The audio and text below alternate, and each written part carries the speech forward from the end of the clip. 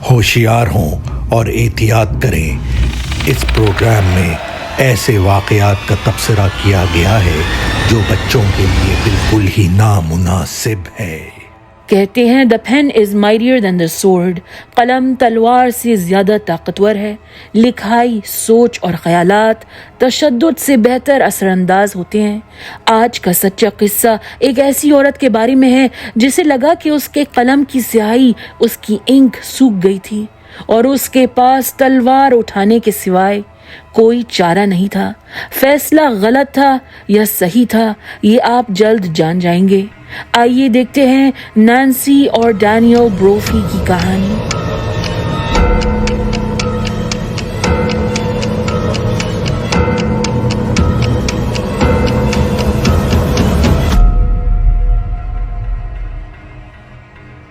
امریکی ریاست اوریگن کے شہر پورٹلینڈ میں 2 جون 2018 شیف ڈینیل بروفی عرف ڈین اوریگن کولنری انسٹیٹیوٹ میں صبح سویرے پہنچا۔ اوریگن کولنری انسٹیٹیوٹ کو شارٹ فارم میں OCI کہتے تھے اور یہی ٹرم ہم استعمال کریں گے۔ یہ ایک پکوان کا اسکول تھا جس میں ریسٹورانٹ بھی شامل تھا۔ اسٹوڈنٹس کو طرح طرح کے انٹرنیشنل پکوان سکھائے جاتے تھے اور یہ پکوان ریسٹورانٹ کے گاہکوں کو، کسٹمرز کو پیش کیے جاتے تھے۔ ڈین 40 سال سے ایک معزز ریسپیکٹیبل شیف مانا جاتا تھا۔ 12 سال پہلے جب OCI کی اوپننگ ہوئی تھی، اسی دن سے ڈین OCI میں کام کر رہا تھا۔ کوکنگ ڈینیل بروفی کا پیشن تھا، لیکن پڑھانا اس کے دل کے بہت قریب تھا۔ وہ اپنے ہر اسٹوڈنٹ کو اپنا علم اور سالوں کا تجربہ منتقل کرنا چاہتا تھا۔ اس دن ڈین OCI کی بلڈنگ میں داخل ہونے والا پہلا شخص تھا۔ 7:22 پر اس نے دروازے کا الارم ڈسیبل کیا اور اپنے اسٹوڈنٹس کے آنے سے پہلے کچن 1 نامی کلاس روم میں تیاری شروع کی۔ پہلے اس نے اپنے اسٹوڈنٹس کے لیے کافی مشین چلائی اور پھر کچن سے پانی کی بالٹیاں بھرنے لگا۔ ڈین سنک کے سامنے کھڑا تھا کہ ایک شخص خاموشی سے اس کے پیچھے آ کھڑا ہوا۔ شخص نے اپنی پستول نکالی اور ڈین کی پیٹھ پر گولی چلا دی۔ ڈین لڑکھڑا کر گر گیا۔ وہ بڑی مشکل سے سانس لے رہا تھا کیونکہ گولی نے اس کے پھیپھڑے اور دل کو چیر دیا تھا۔ قاتل نے ایک لمحے میں فیصلہ کیا کہ ایک گولی کافی نہیں تھی۔ بینگ! اس نے ڈین پر ایک اور گولی چلا دی، اس دفعہ قریب سے، پستول چھاتی پر رکھ کر، دل کے بالکل سیدھ میں۔ ڈین کے بچنے کا کوئی امکان نہیں تھا۔ مطمئن ہو کر قاتل جائے واقعے سے فرار ہو گیا۔ بامشکل 10 منٹ بعد ڈین کی کولیگ ڈورتھی ڈیمن OCI پہنچی اور وہ سیدھا اپنے آفس جا کر کام کرنے لگی۔ 8 بجے کے آس پاس کیتھلین ڈولی نامی اسٹوڈنٹ کولنری انسٹیٹیوٹ کے دروازے پر کھڑی تھی۔ کلاس آدھے گھنٹے میں شروع ہونے والی تھی، لیکن حیرت کی بات یہ تھی کہ اسٹوڈنٹس کی انٹرنس کا دروازہ ابھی تک لاک پڑا تھا۔ کیتھلین بیکنگ اینڈ پیسٹری پروگرام کی اسٹوڈنٹ تھی اور اتفاق سے اس کا ایگزام کا دن تھا۔ کئی اور اسٹوڈنٹس وہاں آ کھڑے تھے۔ سب جلدی آ گئے تھے کیونکہ وہ ایگزام کی تیاری کرنا چاہتے تھے۔ انہیں اپنا یونیفارم بھی پہننا تھا اور وہ سب پہلے سے کافی سٹریس تھے۔ شکر ہے کہ چند منٹ بعد شیف ڈورتھی نے اندر سے ان کے لیے دروازہ کھول دیا۔ اسٹوڈنٹس اندر داخل ہوئے اور لاؤنج میں کھڑے ہو کر بات چیت کرنے لگے کہ انہیں اچانک شیف ڈورتھی کی چیخ سنائی دی۔ کیتھلین شور کی طرف بھاگی۔ کچن 1 میں شیف ڈورتھی کھڑی تھی۔ کیتھلین نے دیکھا کہ کچن سنک کے نل سے پانی بہہ رہا تھا اور شیف ڈینیل بروفی فرش پر لیٹا ہوا تھا۔ کلیرنڈا پیریز نامی اسٹوڈنٹ شیف ڈینیل کے سینے پر CPR کر رہی تھی۔ یہ منظر دیکھ کر کیتھلین نے فوراً 911 ڈائل کیا اور پولیس سے رابطہ کیا۔ آنے والی آڈیو اس کال کی اصلی ریکارڈنگ ہے۔ 911. Hi, we are at Oregon Culinary Institute. There is somebody collapsed in one of our kitchens. He's one of our chefs and he's an older man. All right, is he conscious right now? No, he is not conscious. Is he breathing? No, he is not breathing. Know the cause of this or what happened? Did he just No, collapse? we have no idea. Somebody just found him on the floor. Kathleen ने emergency responder को बताया कि उनका एक chef जो अधड़ उम्र का था जमीन पर पड़ा मिला था। वो होश में नहीं था, सांस नहीं ले रहा था। दोस्तों, शुरू में कैथलीन को पता नहीं चला था कि डैन को गोली लगी थी। यही वजह थी कि उसने इसका जिक्र फोन पर नहीं किया। जब एम्बुलेंस के पैरामेडिक्स रवाना किए गए तो उन्हें ये लगा था कि शायद कोई बूढ़ा आदमी ब्लड प्रेशर लो होने की वजह से बेहोश हो गया है या किसी को दिल का दौरा, हार्ट अटैक हुआ है। पैरामेडिक्स वहां पहुंचे तो समझ में आया कि ये तो क्राइम सीन का मामला था। 63 साला डैन के जिस्म से ज्यादा खून नहीं बहा था, लेकिन कोई शक नहीं था कि वो मर चुका था। Portland police detective Anthony Meryl और डिटेक्टिव डैरन भोजी के आने से पहले ही पुलिस अफसरान ने स्कूल के अतराफ टेप लगाकर क्राइम सीन महफूज कर लिया था। कातिल अपनी पिस्तौल अपने साथ ले गया था, लेकिन किचन 1 के फर्श से 2 9 मिलीमीटर गोलियों के शेल केसिंग्स मिले थे। कातिल से मुतालिक और कुछ नहीं मिला था। ये एक स्कूल था, हजारों लोगों का आना जाना था, फिंगरप्रिंट्स की भरमार थी। किसी एक आदमी का DNA ढूंढना ऐसा ही था जैसे घास के ढेर में सुई तलाश करना हो। इंस्टीट्यूट में सारा सामान अपनी जगह पर था। ऐसा नहीं लगता था कि वहां कोई लड़ाई, मारपीट या हमला हुआ हो। डैन की पतलून की जेब पर उसकी पॉकेट नाइफ क्लिप्ड हुई थी। उसे चाकू निकाल कर अपना दिफा करने का मौका तक नहीं मिला था। किचन 1 से कुछ चोरी नहीं हुआ था। डैन के वॉलेट में $70 थे। क्रेडिट कार्ड्स, ID कार्ड्स मौजूद थे। उसका सेल फोन भी वहां टेबल पर रखा था। पास में उसकी ऐनक और उसकी चाबियां भी थी। स्कूल के बाहर उसका सफेद पिकअप ट्रक खड़ा था। ये चोरी डकैती का मामला नहीं लग रहा था। सुबह 10:30 बजे के आसपास डैन की बीवी 68 साला नैन्सी ब्रोफी OCI पहुंची। उसे किसी दोस्त ने इत्तला दी थी कि स्कूल में कोई वाकया पेश आ रहा है। नैन्सी ने कई बार डैन के सेल फोन पर कॉल की, लेकिन डैन ने फोन नहीं उठाया। नैन्सी को डिटेक्टिव्स ने बिठाकर शौहर के गुजर जाने की खबर दी। नैन्सी रोने लगी, लेकिन उसके चेहरे पर हैरानगी या शौक नहीं था। उसने कहा, हाँ, मैं समझ गई थी कि डैन के साथ कुछ हुआ है, क्योंकि जैसे ही मैं यहाँ आई हूँ हर कोई मुझे तरस और उदासी से भरी नजरों से देख रहा था। लगता था कि नैन्सी खामोश रहने की आदी नहीं थी। टर उसने डिटेक्टिव्स को बताया कि डैन घर से सुबह 7 बजे के करीब निकला था। नैन्सी ने उसे आधी नींद में गुड बाय कहा था। उसके बाद वो दोबारा सो गई थी और घर से नहीं निकली थी। नैन्सी ने डिटेक्टिव्स को अपने और डैन के बारे में काफ़ी मालूमात दी। दोनों की मुलाकात सन 1991 में हुई थी, जब 41 साला नैन्सी टेक्सास छोड़कर पोर्टलैंड, ओरेगन मुंतकिल हुई थी। नैन्सी टेक्सास में पैदा हुई थी। उसके वालिदैन वकील थे और 2 बहन भाई ने भी वकालत चुनी थी, लेकिन नैन्सी उनसे अलग थी। उसने यूनिवर्सिटी ऑफ ह्यूस्टन से इकोनॉमिक्स में डिग्री हासिल की थी। नैन्सी ने जवानी में किसी से शादी की थी, लेकिन शादी ज्यादा अरसे ना चल सकी और डिवोर्स हो गई थी। ओरेगन आने के बाद नैन्सी ने Le Cordon Bleu college western culinary institute में दाखिला लिया था, जहां 37 साला शादीशुदा डैनियल ब्रोफी टीचर था। 3 साल बाद सन 1994 में डैनियल ने डिवोर्स ले लिया था। उसकी पहली बीवी के साथ उसका एक बेटा था, नैथानियल। डिवोर्स के कुछ ही महीने बाद डैन और नैन्सी डेट करने लगे थे। सन 1999 में डैन और नैन्सी ने अपने जानने वालों को एक बड़ी शादी की दावत दी। खाने में दुनिया जहां के पकवान थे। नाच गाना, शराब और पार्टी पूरी रात चली, लेकिन कोई नहीं जानता था कि उन्होंने शादी के लीगल पेपरवर्क्स सन 2016 में करवाए थे। वो 17 साल तक सबके सामने एक दूसरे को मियाँ बीवी कहते थे, लेकिन कानूनी कार्रवाई हाल में मुकम्मल हुई थी। बहरहाल नैन्सी ने चंद सालों तक एक कामयाब केटरिंग कंपनी चलाई थी, जिसमें डैन का बेटा नैथानियल भी काम करता था।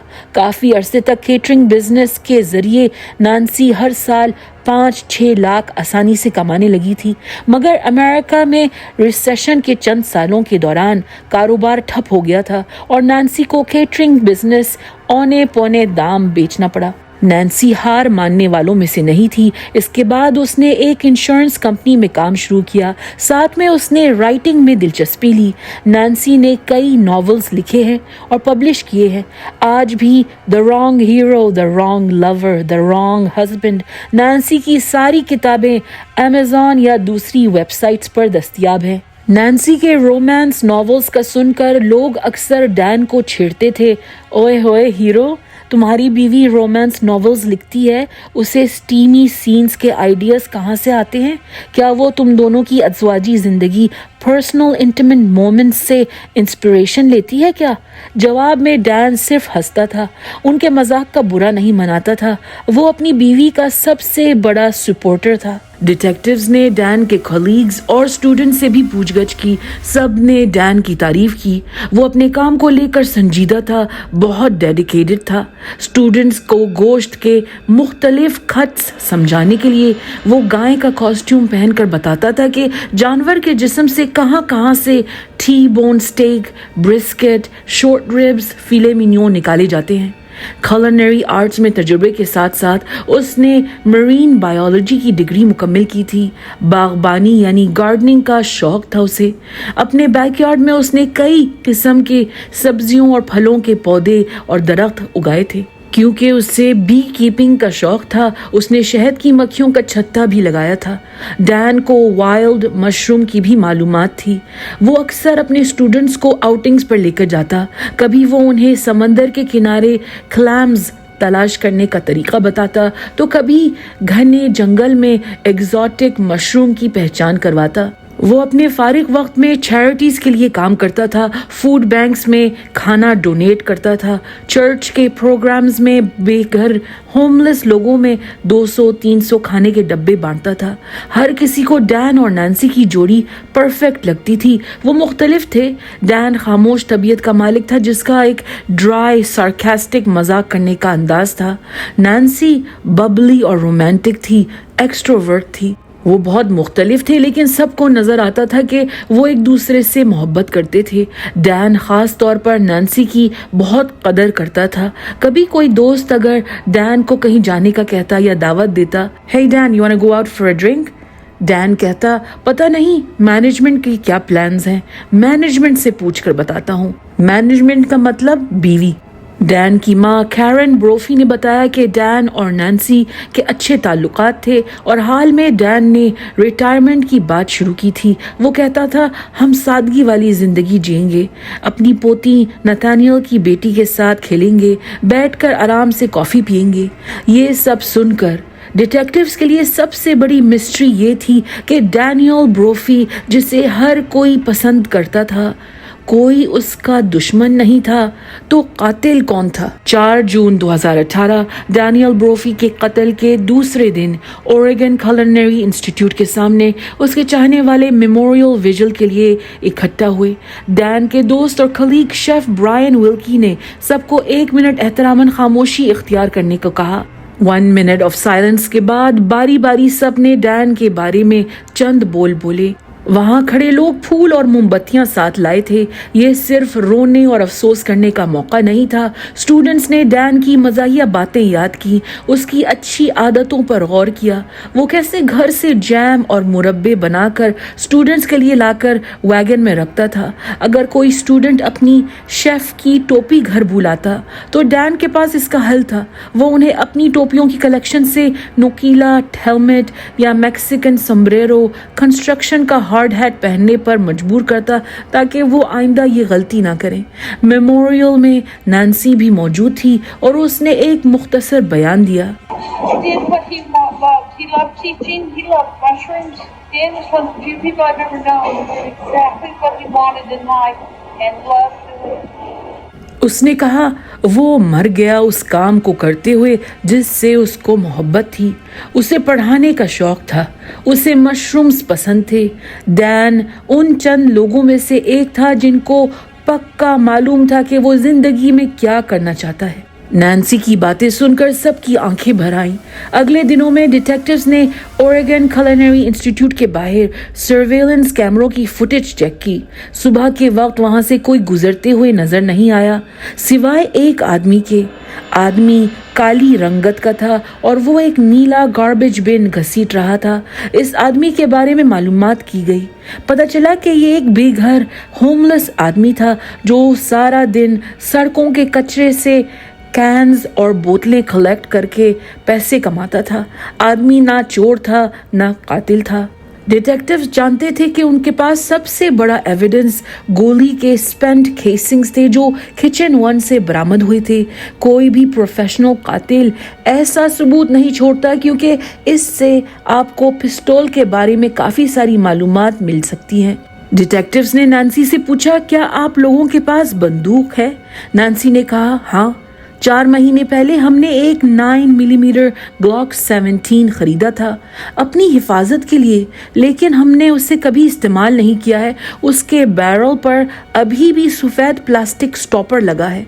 डिटेक्टिव्स जानते थे कि डैन के कत्ल में 9 मिलीमीटर ग्लॉक हैंडगन इस्तेमाल हुआ था। उन्होंने नैन्सी से पिस्तौल लेकर फोरेंसिक टीम से टेस्टिंग करवाई। जाहिर हुआ कि वाकई पिस्तौल के बैरल से गोली कभी नहीं निकली थी। इसके 1 महीने बाद नैन्सी ने खुद से पुलिस से राब्ता किया और इत्तेफाकन डिटेक्टिव डैरन पोजी ने बातचीत रिकॉर्ड कर ली। May give you a laugh this afternoon. I don't want to be the stupid question of the day, but I think I need to be the stupid question of the day. Insurance company said, just have the detective write a letter that you're no longer a suspect. My sister, when I told her this as a lawyer, laughed so hard she fell out of the chair. You need that. They don't want to pay if it turns out that I secretly slipped down to the school and shot my husband because I thought, hey, going into old age without Dan after 25 years, it's really what I'm looking for, you know. Okay. Well, we never would do something like that. I really didn't think so. Nancy ने कहा, शायद आपको हंसी आए, मैं अहमकाना सवाल नहीं करना चाहती, लेकिन अहमकाना सवाल करने की ज़रूरत है। इंश्योरेंस कंपनी कह रही है कि मैं डिटेक्टिव से कहूं कि वो लिख कर दे दें कि मैं सस्पेक्ट नहीं हूं। मेरी बहन जो वकील है उसने ये सुना तो वो इतना हंसी कि वो कुर्सी से गिर गई। डिटेक्टिव ने पूछा, खत क्यों चाहिए? नैन्सी ने कहा, वो पैसे नहीं दे रहे हैं। क्या पता मैं छुप कर स्कूल गई और मैंने अपने शौहर को गोली मारी क्योंकि अब डैन के साथ 25 साल गुजारने के बाद बुढ़ापे की उम्र को पहुंचकर मैं अकेला रहना चाहती हूँ। डिटेक्टिव पोजी ने कहा, अच्छा, मगर हम ऐसा करके नहीं देंगे। नैन्सी ने कहा, हाँ, मुझे यही लगता था कि आप खत लिखकर नहीं देंगे।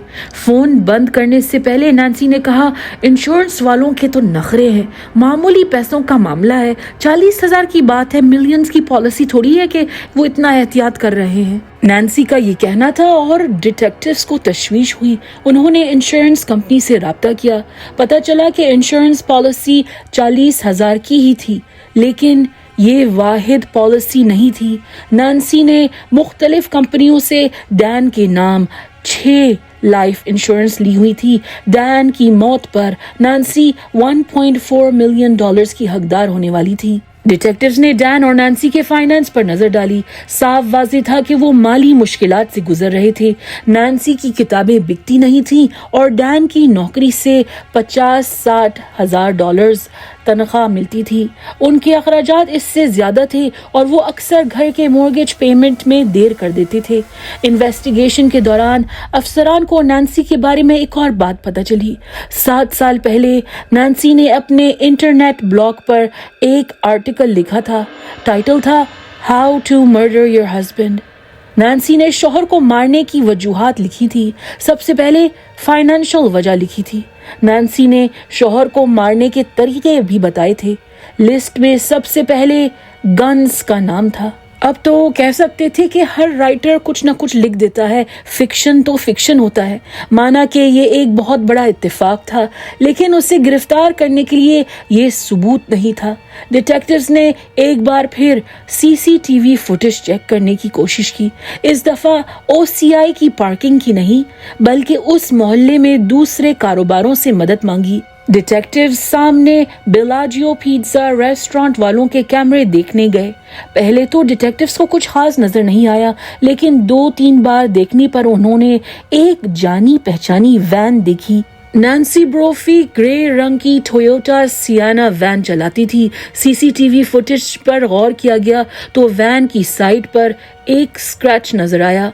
नैन्सी की वैन पर भी ऐसा ही स्क्रैच था।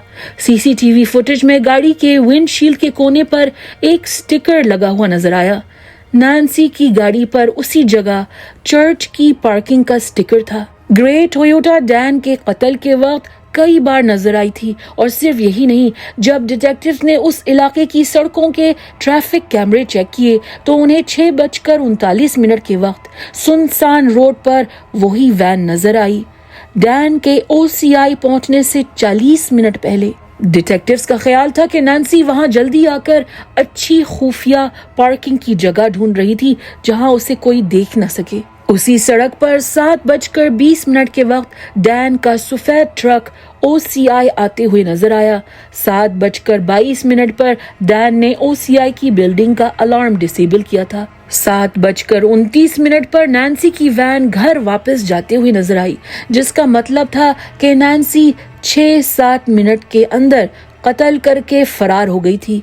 नैन्सी ब्रोफी ने अपने बयान में कहा था कि वो तो सुबह सो रही थी, 10-10:30 बजे तक घर से निकली नहीं थी।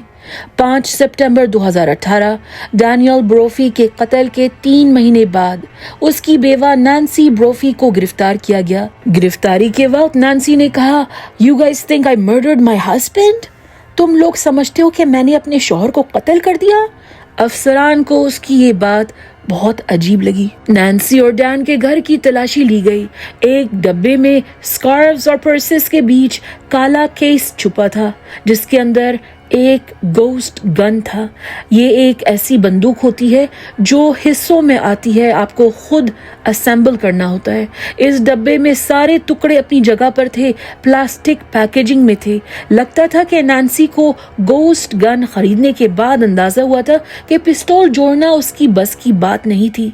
घर में क्लोजेट से एक लैपटॉप बरामद हुआ। कंप्यूटर फोरेंसिक एक्सपर्ट्स ने इंटरनेट हिस्ट्री निकाली। नैन्सी नाम के अकाउंट से किसी ने गोस्ट गन्स नामी वेबसाइट कई दफा देखी थी। गूगल पर बेशुमार मशकूक सर्चेस किए गए थे। पोर्टलैंड की गन शॉप्स के बारे में, ग्लॉक पिस्टल चलाने का तरीका क्या है, ग्लॉक से झटका लगता है क्या। लैपटॉप में मार्च 2018 के महीने में उसी नैन्सी अकाउंट से बेशुमार यूट्यूब वीडियोस देखी गई थी, जिनका ताल्लुक ग्लॉक 17 को इस्तेमाल करने से था। पिस्तौल को साफ कैसे करते हैं, उसमें गोलियां कैसे डालते हैं, उसके पुर्जे कैसे बदल सकते हैं। और फिर एक और अहम सबूत मिला। इस दफा ईबे वेबसाइट से खरीदारी की रसीद थी। नैन्सी ने 23 फरवरी 2018 की रात को ग्लॉक 17 का बैरल खरीदा था।